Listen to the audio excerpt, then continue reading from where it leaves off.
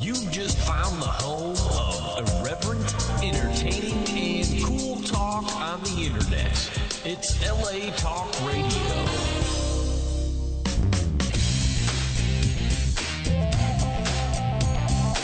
You're listening to The Sheena Metal Experience with your host, Sheena Metal, only on LA Talk Radio.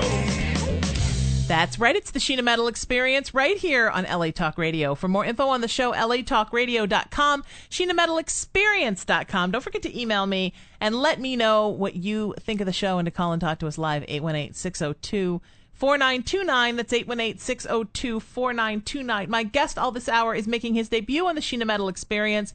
He is a wonderful filmmaker. His film is Mythic Journeys. It's a fantastic film that he's going to describe probably better than I can. But it stars Tim Curry, Mark Hamill, Lance Hendrickson, whom I just adore. And it's kind of a hybrid, right? So please welcome to the show, Stephen Bowe. Stephen, it's so great to have you here. And the film is sort of a hybrid of a dramatic film and a documentary. Oh, yeah. Which I think is fascinating. That was a little bit of the risk, so it was very difficult to explain to people what the film was about when you do that. It's a kind of a fun and engaging blend of documentary, animation, and story. And it uses myth as a tool to help people discover their passions and then to take that out into their community and hopefully put that passion into service to others. It's wonderful. So before we get into it, and I want to really get into it, give me a little background on you. How did you wind up in this business? What has kind of your journey been creatively in your life, and how did you wind up making this film? Well, I've been in theater as a director and an actor. Grew up as an actor here in Southern California. And I met my wife, Whitney, in 91. I better get it right. She's listening, people. And we've been together ever since. I met her up in Seattle. We moved back down here. And we've started our own production company in 2000. And from there on, it's just progressed. We did our first feature together. Then we did a short film. And while we were working on another documentary, this documentary came up. And it just kind of consumed our lives. So 24/7 for the past 4 years, we've been working on this project. And Stephen, were kind of the first stirrings of this? I mean, how did you become involved with it? Well, we are actually working, like I said, on another documentary about hard rock women rock bands. That's awesome. And from that, couldn't be farther away. I know, it was all. This is great. This is going to be great. Right up our alley of music, and while we were at a festival, we were introduced to somebody who was looking for people to make a documentary on children's choirs. And he said he would pay us, so we thought that was pretty good. So we moved over and started doing that. And then about halfway through that, when we were talking about things, we realized we wanted to interview Deepak Chopra for the documentary on the children's choirs. Interesting. And we happened to see that he was going to be in Atlanta about the same time that we were going to be at this conference called Mythic Journeys, which is put on about every 4 years there in association with the Joseph Campbell Foundation. So we called him up and said, hey, we're just little filmmakers. Can we interview Deepak? And we were introduced to him there. They invited us out to come and shoot the entire event and to interview a lot of the people there. And that first night, my wife and I were in the hotel room, and we just were shaking because we knew we found something. There was your documentary. Yeah, we didn't know what it was at the time. It was just something was poking us, and we had to do it, and it just grew from there. Wow, and then how did you get the idea to add in the dramatic content? Well, we consider ourselves more narrative filmmakers than documentary filmmakers. And, I mean, the reason we were doing a documentary in the first place because we thought we would take a break and take it easy while we were waiting for the funding for our next narrative film, a horror film that we were working on. And we were just stupid. I mean, really, because documentaries are much harder than a narrative film. Oh, yeah. Because you're not shooting to a script. Right. I produced one in 2008 and 2009. And, it's all great. You get all the footage, and then you're like, oh, my God. What am I going to do with all of this? And you have to piece it all together. I mean, it's like somebody just dumped a huge dumpster of garbage and said, okay, make a mosaic out of this. I mean, you really kind of have to piecemeal as you go. Yeah, that's the way I felt. And I think I really owe an apology to all documentary filmmakers thinking they had it so easy. And to all screenwriters for giving you that script to follow. Yeah, so I can't wait till we go back to a regular narrative film because it's easier. Now, I'll eat my words there. But we just kind of thought when we were making a documentary on myth, we should tell a myth. So we thought, we looked around for a myth that we could tell that we could kind of incorporate into it. And we were thinking maybe we should do 3D graphics, 3D animation. And about one night we were watching Team America. We were watching the whole puppet sex scene. And we were just laughing. It's hysterical, but you're right. We were laughing hysterically. Yeah, you're either going to like Team America or you're not. But we loved it, and we thought, one day we should do a movie with puppets. And about 2 days later, we get a call from a guy named Michael Granberry, and he says, "You guys ever think of working with puppets?" Oh my goodness! Talk about there are no accidents. He's a stop motion animator, and we brought him in. We said, "Yes, that's what we want," because the thing about stop motion is, you feel like you can reach out and touch the characters on screen. It's the looks three-dimensional. Yeah, and it just gives it a depth to it. So we decided to do that, and we asked Brian and Wendy Froud, who we met at the Mythic Journeys conference, to create the puppets for us. And they created the movies Dark Crystal and Labyrinth. Oh my God, both amazing creature work. Oh yeah, and Wendy, she made the puppet Yoda. So... And we were such big nerds when we were doing an interview with them, especially my wife Whitney. She just stood across, instead of asking them questions, she stood there and said, "You made Yoda?" And they're like, "Yes." "You know you made Yoda?" "Yes." Oh. So we were very excited about that. And as you can see when you do see the movie, you know why they're who they are. Oh, that's wonderful. That's just wonderful. Yeah. Okay, so I have a couple of questions. When you and Whitney first went to the Mythic Journeys convention, yeah, were you, as people, in addition to being filmmakers, kind of blown away with the theme and content of the convention? Oh yeah. I mean, was it something where it was supposed to be work, then it became a heart project that then became work? Yeah.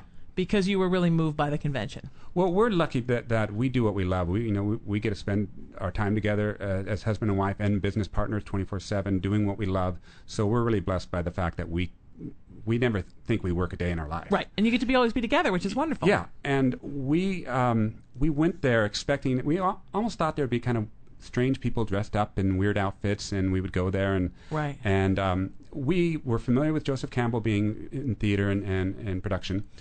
We had seen Power of the Myth and we loved it, but we weren't really into mythology per se. And when we got there, we realized that there was something much deeper behind this mythology than just telling stories or just filmmaking. There was a way of, there was a spiritual growth in there. Some of our friends, when we got back, thought we had joined a cult or something. Right, because you came back. It was one of those moments that changes your life. Yeah. You came back changed people. And from much the more exposure positive, to it. and we were able to talk about things that maybe we shied away from in the past. As a man, I wouldn't say words like compassion, love, and that kind of things, and feel comfortable getting up in front of people and talking about that kind of stuff. And now we use it as our daily language. So it really was a life-changing experience for us. And the conference blew us away. Every day was our favorite day. And then that's the best day. And the same thing with the interviews. Every interview was because most of your interviews came from that convention, right? From that conference. Yeah, we picked up a few. We picked up Michael Beckwith a few months later here in L.A. We shot him. But most of them were at the conference itself. And then when you came back changed and feeling so much different about the conference, then did the layout of the film kind of come from you covering the things you were most moved by? Yeah, one of the things that we find is, especially when you're talking about mythology, is a lot of the scholars take a hold of it. And when they try to explain it to you, it's difficult to understand. And when we were interviewing most of the people in this film, with the exception of Deepak, we didn't know who they were in the realm of things. They were just said, you have to interview this person, they're important, this person's important. We also sat across from them not understanding a word they were saying to us. Right, because you were not deep into the metaphysical movement or the mythological movement at the time you went there. Right, not at all. And if you don't understand that, you don't understand the language and the vocabulary that they're using. They're talking about narrative, and we're going, I don't understand what the narrative is. And so we sat across from them. Luckily, they're good speakers, so the moment you say, hi, how are you, 2 hours later, you're done. Right. We literally shot, I think, 300 hours worth of footage at this conference. And when we got back, we had tons and tons of transcripts of the interviews, and we started just reading through them. And slowly they started making sense to us. And then because we really had no idea what we wanted to do with it, we just knew something was there, and we just started piecing it together. The way you build any script with 3x5 cards, getting sound bites, and as it started to unfold, it seemed like it was always just a joy to work on. We couldn't wait. If we were busy doing something else, we couldn't wait to get back onto the project. Right, to have movie working day. Yeah. That's fantastic. Now, how did you decide what mythology to represent and what to pick? Because obviously, if you had 300 hours of footage, you got a lot more than a 2-hour movie. Well, what was important to us is what we told all the people we were interviewing. We said, speak to us like we're 3-year-olds, because we don't understand the language that you're talking. And we want to be able to communicate that to our audience in a fun way, but not a dumb way, but a way that is introducing it to them. And we had to find the main myth that we use is based on a 1,000-year-old Indian myth called the Tales of King Vikram. And although it's very well known in India, it's not known here in the West. But we had to find an animated film or an animated project that was both visually appealing, that would fit in the framework of the documentary, and also that touched us, that spoke to both of my wife and I. And that was difficult to find. We read hundreds and hundreds of myths trying to find the right one, and as soon as we read this one, we went, that's it, that's what we have to tell. So it was a need to do it. So the film basically follows one myth. Well, it follows as a through line one myth that is very general for human emotion, the idea that there are two sides to everything, to every conversation. So it's really, we were having a lot of, before the film, we were having a lot of problems getting really angry with, the war going on, the political situation Sure. being, and in the past we could get angry and let it go, but now we were holding on to that anger. The left wing, the right wing, just yelling and screaming at the television. I know. I think it's damaged us all emotionally in this country. Yeah, it does. And the problem is that we realized while making this film, which really helped us, it was It was cathartic. Yeah, for us, was that we can disagree with the left or right wing, but when we stop the conversation, we don't go anywhere.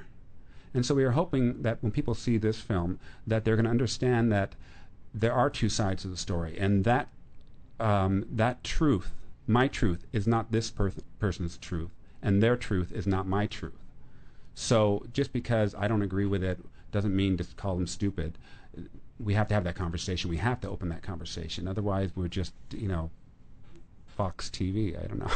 But don't you think that that's kind of where we're at in this country as human beings, is that we kind of need to put down our Democratic and Republican swords and just become citizens and humans? Yes. Because it's not, everybody, 50% is spitting this way, 50% is spitting that way, and nothing's getting done. Yeah. It's just like the Hatfields and the McCoys at this point, and everybody's dying and nothing's getting resolved. Oh, yeah. And so I think that sometimes we need to go back and look at myths and legends and history, which we don't teach our kids much in school anymore, and realize that these are struggles that human beings have always had and gotten through, and then gone on to the next one and gotten through that one. And it's about, you need to grow and evolve. We always say if you understand your neighbor's reasons for doing things, if you understand their story, you're less likely to go want to bomb them, because now they're personal to you. Right. And you can have that compassion toward them. Right. And that's a great lesson for us. It's very easy, especially in LA, filmmakers to become very judgmental and bitter at times with the industry. And very my vision, my vision, my vision. Yeah. And so when we go around and we have screenings of the film, and we have buttons that say, "What's your story?" is part of the thing. What's your story? Awesome. But you know something? You have to be careful when you have a button like that, because then people come up and tell you their stories. And it's not just a "hi, how are you?" and they say hi. They come in sometimes in tears and they tell you their story. And we took us a while to get used to that. And now we are just so thankful that people come up and they'll trust us with their stories. And sometimes they're remarkably funny, and other times they're just tragic.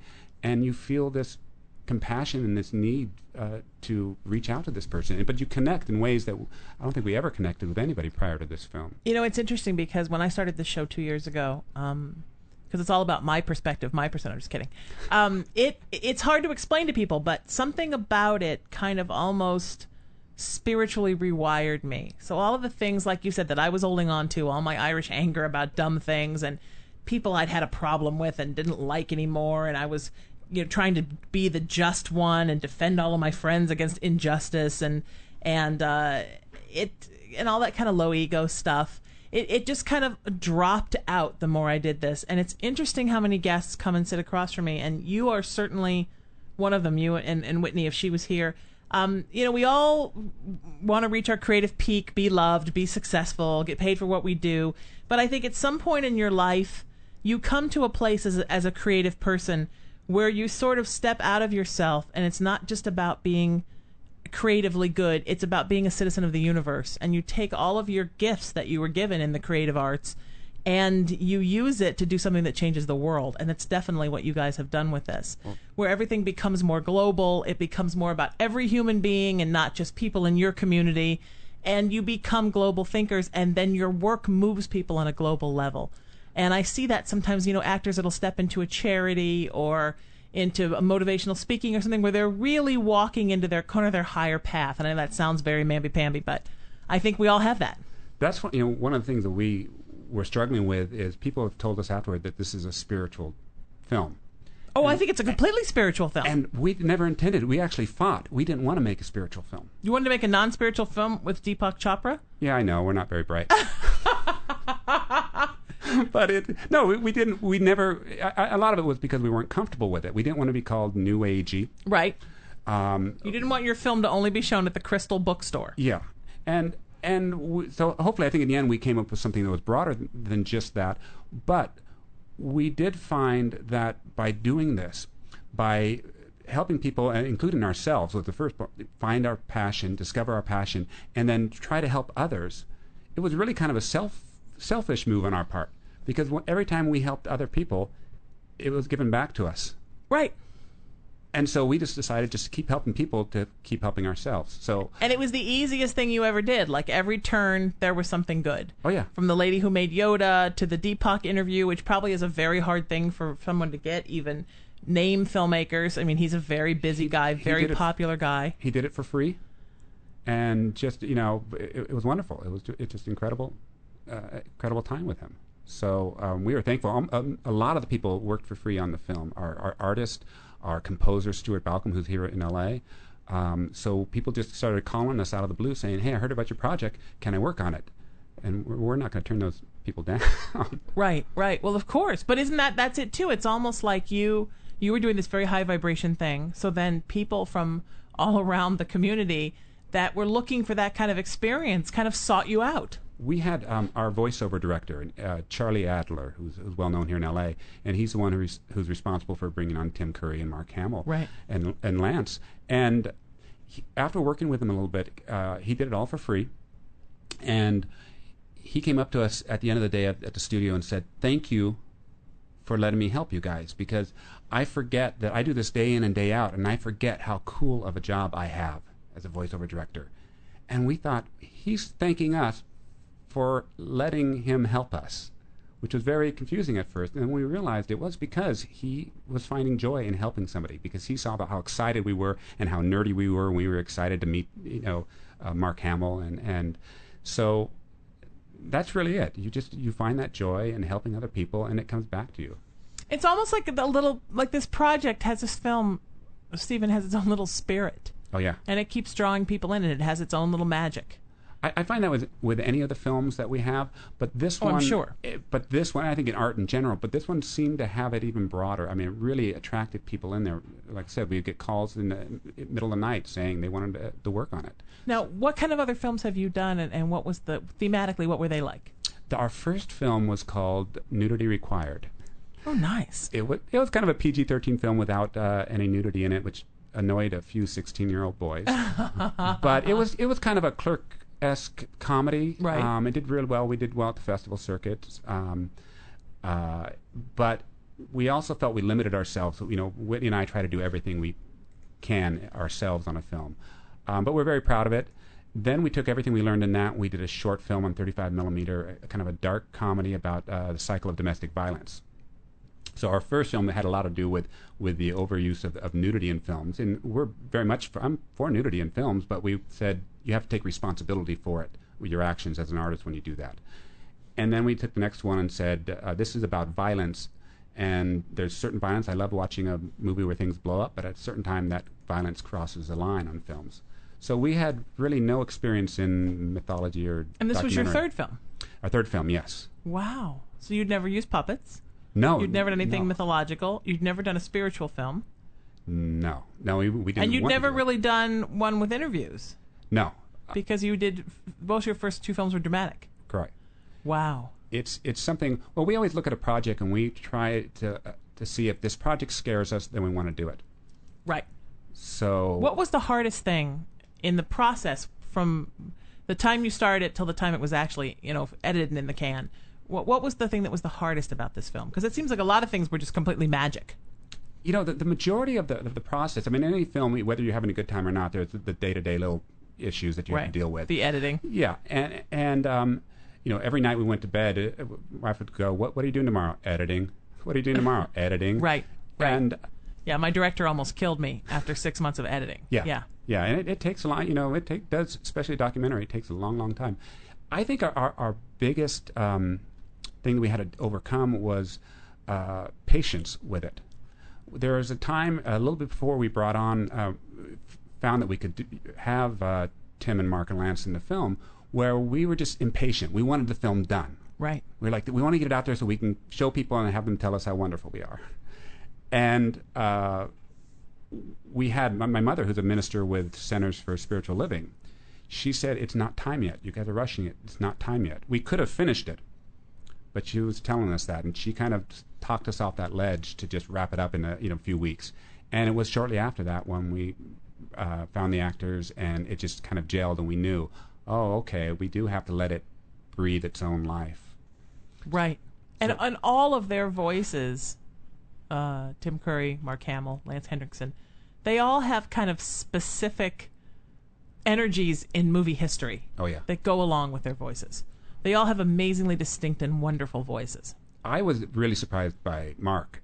I didn't know how much. I had heard that he had done the Joker animated series with Batman, but I really hadn't heard him. And when I heard him, I was just blown away by it.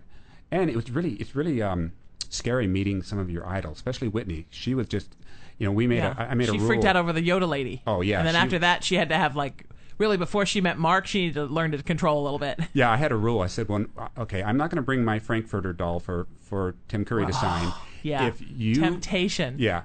You don't want to look. We don't have very much authority on the set when we're being that nerdy. Right. So I said, you can't talk about Mark or about Star Wars. You cannot bring up Star Wars when you meet him unless he brings it up first. Right. So I think within 30 seconds of being there, he brought up Star Wars, and that just was a floodgate. The two of them just talk. Right. I had to separate them because of that. But when you're meeting your especially childhood heroes, you just pray that they're going to be nice people. Please don't be a jerk. Please don't be a jerk. I feel that way when I have people in here. Yeah. And I've never had a jerk in 2 years. No. I've had a jerk in my radio career, but not at this show. Yeah. And I don't know why. But I keep waiting for one, and I keep not getting them. I think a lot of it energetically has to do with how you approach people. Yeah. I think if you had fanned out right away about Star Wars, or if you had been, so what are you doing now? Or, that kind of weird stuff. Yeah. I have a friend that recommended a friend to me, and they've both been in now as guests a lot. And I guess he took her somewhere else, he told me, to another station. And she was on a very, very successful television show for a long time. But if you go to imdb.com, she's been in 300 things. And I guess this radio host was not informed and just kept saying, so have you done anything since then? So what are you doing now? So are you even acting now? And it was not, when you approach somebody like that, then maybe you're not going to get the best side of them. Right. Yeah. You put them, if you're a named person, I can understand having that guard up a little bit. Sure. I do too. Everybody wants something, or will you take my mom to dinner? Will you help me get a job? Will you, read my script? Everybody's got something out. It's well, we're all selling stuff. We go to festivals. We know that everybody wants you to come see their film. We're all trying to sell stuff, and that's not necessarily wrong. We don't, some people, I think it's really all about being authentic. About I agree. Going and speaking honestly to the person. I agree. Going back to Charlie there, when he was asking I asked him to be the voiceover director, and he was asking, well, what kind of stuff do you want me to do? And I said, well, I've never been a voiceover director. I've directed stuff. I know the studios, but I don't know what a voiceover director really does. Right. So he said, you know what? Nobody in Hollywood admits when they don't know what they're doing. I'm going to do it for free for you. Wow. And I was like, but it was a great lesson for me to hear that, to admit that I needed help right now. I wasn't smart enough to do it. So I was asking for something from him. Yet I think it was from an authentic standpoint, and he felt that way, and it worked out. So I don't think it's how you approach that person. I agree. What was it like to sit in the studio and listen to Mark and Tim and Lance kind of bring your people to life? Because that's a whole different point. That's the first point is obviously seeing the creatures and then having them take the puppets and make them beautiful. But then it's a whole other dimension, right? When you hear them come to life with voice. Oh yeah. Well, there are a lot of 4-letter words said in there, I think, in the first part, out of fun. But it was amazing. The first person we brought in was Lance, and Lance His is really voice is amazing, Stephen. Exactly. And when you hear it in a studio with high-end speakers, Right. And so the first moment he walked into the booth and he just said the first line, we just melted. It's that. Yeah. And if people out there, if you don't know who Lance Henriksen is, you do know who he is. Sure. You would Alien, recognize him, Alien. Pumpkinhead. So you would have had to told me, okay, Sheena, do not ask him about Pumpkinhead. Do not fan out on him about Pumpkinhead. He would have told you. I'm sure. Oh, no, I'm sure. He would have told you. But And he has that just gorgeous voice. that deep voice, so yeah. rich. Yeah, so once we heard it, we knew right away. I mean, we knew He was the best Abraham Lincoln ever. I don't think I've seen that one. Yeah, there's a Lincoln movie with him. I'll have to check that out. Amazing. Oh, you know, he's great in whatever he does. Everything. And they were all different in their styles. I always said Lance was like hanging out with an uncle that you'd go get a beer with. He was just a cool guy. And Mark was just the funny, I mean, cracking us up constantly. And I know I went into during a break and Tim Curry said, so how am I doing? Am I giving you what you need?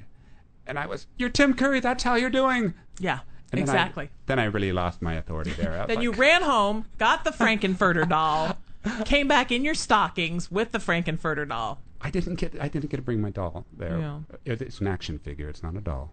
But isn't that amazing when actors say to you, "Am I doing okay?"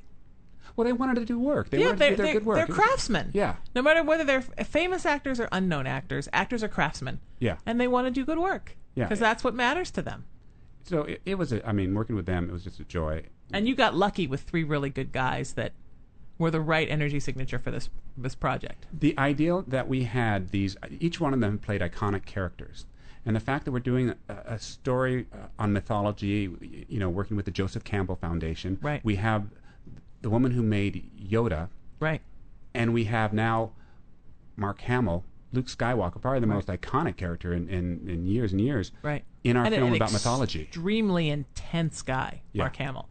I mean, when he talks, even just in an interview, you can see intensity kind of flashing out of his eyes. I mean, he's an intense dude. And he loves what he does. And that's what was great. That was, it was a joy to talk to them. And now, did you have each one at a different time? So you had like one day with one day with the next, so they could really focus. Yeah, they were separate, but one would be leaving with the other ones, and they knew each other. They had been working on a project, a voiceover project, a few months prior to that, I think, and that's why our voiceover director thought of them. Oh, that's wonderful. So, so it was great. That is fantastic. Now, once it was done, and then it was in the can, and then did you know, not being, from a huge mythological or metaphysical background, where you're like, okay, now what do we do with it? I think it's a little difficult to market at times, because it is difficult to explain to people, what the film is about. And you have people in the spiritual community right now. We show it at a lot of churches, Unitarian churches, centers for spiritual living, community groups. Schools are really enjoying it. Film schools are enjoying it. Our rep didn't know who to actually give it to, because he hadn't worked with a film like this before. But for some reason, it connected with him, so he wanted to. We felt good. We felt when we take it someplace now, we feel comfortable showing it to people. We know the kind of reaction we're getting with it, so it makes it a joy to be able to get it out there. But like any independent film, it's about marketing. It's about getting the word out, doing radio shows like yours. Sure. Because we have so many people that come to us and say, "Why haven't I heard of this film?" Well, I don't have a $5 million budget to to market it for you. And rolling out an independent film is much slower than a major film. You don't just do it in a month. You've got a year or two time span where you're trying to put it out there. Right. And also I think that people might pick it up and look at all the cute puppets, and it's called Mythic Journeys, and think, what is it? But when people sit here and listen to you actually talk about it, or you do a television show, or you're in a print article, and you really explain beautifully what it is, and then people get it. Oh, I get it now. Because it's almost sort of in the vein of a little bit like The Secret, a little bit like What the Bleep. Yes. Where it's got, some dramatic stuff acted out. It's got great speakers, and it's using something to help you open your mind a little bit about the spiritual and not only the three-dimensional world and the beyond the three-dimensional world. When we saw like What the Bleep, right? The one, I don't want to say a complaint, but the one comment that we had, and a lot of people that we knew that were all college-educated people, is they came back and they said, I didn't quite understand some of it. And so when we were making this, we were very conscious to try to bring it down to a level that not only most people could understand very easily, but also understand how to incorporate the information into their daily lives. Right. Without changing their lives. It's kind of like, I don't want to have to go work out every single day and only eat, healthy all the time. I want to have ice cream every once in a while. I don't want to change my that's part of the lifestyle. pleasures of life. Yeah. And so you want to do something without completely altering your lifestyle. Right. But isn't that odd how people think as humans, Stephen, that the road to happiness is to deprive yourself and take away all pleasure, and then you're going to be happy? Yeah. Okay, so I'm not going to, no sex, no food, no alcohol, and I don't even drink and never have in my whole life. But it's a pleasure for people. I shouldn't really watch that movie. I shouldn't laugh at that joke. It's not PC. Well, how is this all the road to happiness? You're not doing anything. It's fun. Oh, yeah, I agree. You've got to have joy in it. I mean, eat a hot fudge sundae and tell a dirty joke every once in a while, because those are simple pleasures. And certainly in olden times, when a lot of folklore and mythology was being created, people enjoyed pleasures. Yeah. It's part of being a human. And most of the things, we have a variety of people that are named people in there, and then other ones that people may not recognize their names. And one of the things that people say about the film when they watch it is there's so much passion in the film, and when the people are talking, when they're talking about what they do, they've got this little twinkle in their eyes. And I said that was the first thing that I noticed when I had seen Power of Myth with Joseph Campbell, the Bill Moyer interview. And we were forced to watch it in college because we were in theater. Right. And you tell a bunch of college kids they have to watch a 6-hour interview with an old guy. You're going, I don't want to do that. But I'm so glad. It's worse than sitting through Heaven's Gate. Yeah. But I'm so glad our teacher made us do it. And I couldn't understand everything Joseph Campbell was saying at the time, but I did see a little twinkle in his eye, and I said, what he's saying is important. Whatever he's saying is important. Right. And it stuck with me, and all of a sudden it took 15 years before it kind of evolved, and I started doing something with it. On a spiritual level, I mean, obviously on a creative level, you're hoping people are going to see it, love it, and you're going to make another one. On a spiritual level, what are you hoping people get from it? One of the things that we get so many people coming up, and like I mentioned, that we have the buttons that say, what's your story? And people come up to us, we find there are so many people out there that are kind of lost. They see someone that has their passion, or they're living their passion, and they come up to us and they say, I don't know what my passion is. And that passion is what spirituality is. I agree. And a lot of what emotionality is. Yeah. And you can't, I can't tell, they come up and they say, tell me what my passion is. And I can't tell them what their passion is. All that I can hope the film does is give them tools to help discover their own passions. Right. And one of the things people have always said to me, because I've always been lucky enough to live my passion. And they say that, you're so lucky, you've always known what you wanted to do, you're always living your passion. I may not have that paycheck next month, but I've always lived my passion. Right. And so I find people out there, time and time again, are just lost. They're feeling disconnected from whether they're community or friends, and that's where depression starts. Depression starts with disconnect. I agree. And then once that depression's there and that disconnect's there, then the pain comes in. And once that pain's there, you've got anger, you have doubt, you have so many things layered upon layered. So if you can break through that and help find and discover your passion, what you just love to do with Joseph Campbell, they kind of make fun of it, follow your bliss, but it's true.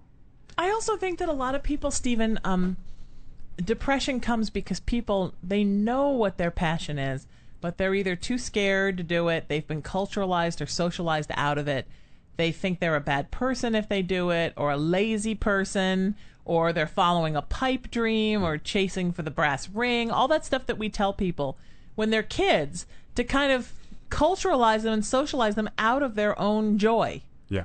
Yeah, you sing okay, but you'll never sing good enough to do it professionally. Or, Bobby, not that many people get in the NBA. Or, oh, you draw well, but really, are you going to compete with with Picasso? I mean, we're constantly telling kids, no, wrong, no, settle for something that's average and just do it. And there is no passion in settling for something you don't really want to do. No, not at all. And one of the things that I found in all of the research and all the people we've spoken with, especially over the past several years, is not one person I've spoke to has regretted following their passion. Right. They might have lost a job. They quit their job that was really well paying, and they're living now in an apartment instead of a nice house. But they're finding they're happy now. Not one person has said, I wish I didn't do that. Right. Now, what does that tell you? Right. And everybody that I've met that has been unhappy, it's almost written on their face. You can see that they're stuck doing something. Now, if you look at you're working in a job maybe you don't like, well, you can make that be a part of your misery, or you can find a passion that you like doing something. Maybe it's just helping, the elderly, or maybe it's just knitting something. It doesn't really matter what it is. It's whatever you find. Then you look at that job not as a thing that's killing you. You look at that job with gratitude, saying, this job is providing me the funds to be able to do my hobby. Right. It's because of this paycheck that I can make 10 sweaters this month. Yeah. And that's what I really want to do, is have my sweater business. And if you can take that sweater business that you have and decide, what can I do with this? Can I go maybe give it some sweaters to the homeless or help some people in the hospital? Right. All of a sudden, you're going to see that joy expanding and coming back at you. Or you could make the sweater business your business. I mean, Yes. you don't have to work at that job anymore, and then your life becomes all about doing what you want. If you can do both, have that money and that, then you're doing great. And I think we as artists live that our whole lives. It's up, it's down, there's money, there's no money, oh my God, I'm going to die, I'm broke, oh my God, I have so much money, I don't know what to do with it. But throughout that, we're doing something that honestly we would do for free. Yeah. And we're just so happy to be doing it. I'm always amazed when somebody pays me to do something, because I'm always afraid they're going to find out. They're going to find out my secret. It's fun. It is fun, and you hope that everybody's going to have that passion. And it was a big shock to find so many people that didn't have that passion or were afraid of it. I mean, there's some people that just don't know what it is they want to do. But there's a saying: if you don't know how to build fire, go hang around with fire people. Right. So you just go out there and start in different directions. I mean, we went a pretty zigzag route to get to this film. Right. It wasn't that we went directly toward it. We were doing something else, and you have to be. Some people think that if you don't complete what you started there, you failed and you're a failure. It's like, no, that led me to this. Without those few failures that I had, I would not be in the place now that I am. It's awesome. So then I can look back at those failures and go, wow, I'm so grateful for those failures. And what are you doing next? Are you going to follow along these same lines? Are you going to make something totally different? What kind of movies do you and Whitney still want to make? Just about everything we enjoy making. We're planning right now, and part of our way of working is we just start talking about our next project before we've even done anything with it, and we watch it emerge. And it's beautiful. The one that's been calling to us, we had a whole section, our original cut of Mythic Journeys was 9 hours long. Oh my God. Yeah, a little long. Where's it at now? Well, it's about 97 minutes. And so it really could be, 9 in the series. Well, it could be. But really what was calling to us while we were doing that was we had a section on women and myth. And we had to cut that. That was very painful for us to cut. But we had to. It just didn't fit in the realm of it.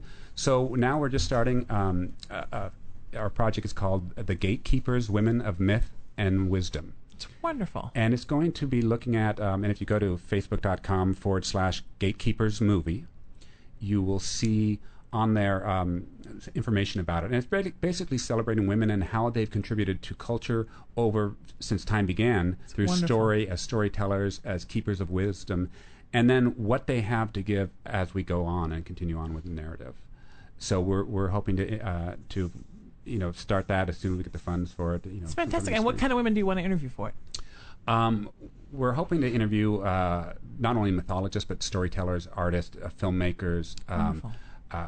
We would love Catherine Bigelow, sure. Gene Houston. Yeah. These are people that we would love to talk to. And if you go to our Facebook page there, we're asking people for suggestions as well, so that they can say, these are people that would be good. Who do you think embodies myth and wisdom? and there'll be a variety of people that are scholars and then people who just embody it and who live that life. There were some incredible women in this film. Simone Fusome is in Mythic Journeys, and we didn't know who she was before. And every person who watches the film says, "Who is that person? Who is that person?" And she deals with grief rituals, and just an amazing. When she smiles, she's just gorgeous, just beautiful woman to speak with, and so. Do you love the fact that you've learned so much about the world, about people that you didn't know who they were before you interviewed them, all because of this project?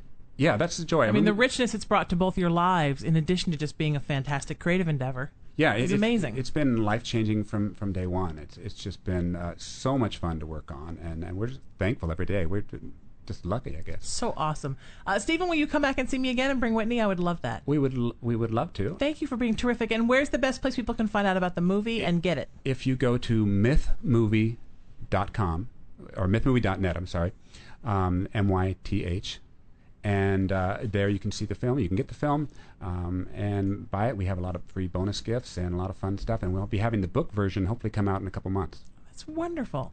If you missed any of the links for how to get a hold of Stephen or Whitney Bowe, just go to SheenaMetalExperience.com or LATalkRadio.com, and I'll gladly forward those links over. Why? Because it's the Sheena Metal Experience on LA Talk Radio, and you know what we do here, people.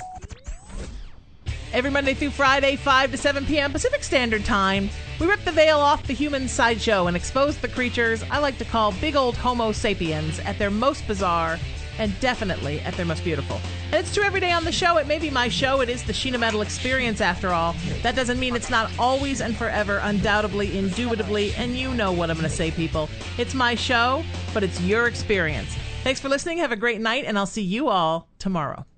You found the #1 internet site for irreverent, cool, and entertaining talk programming. It's LA Talk Radio. We say what we want.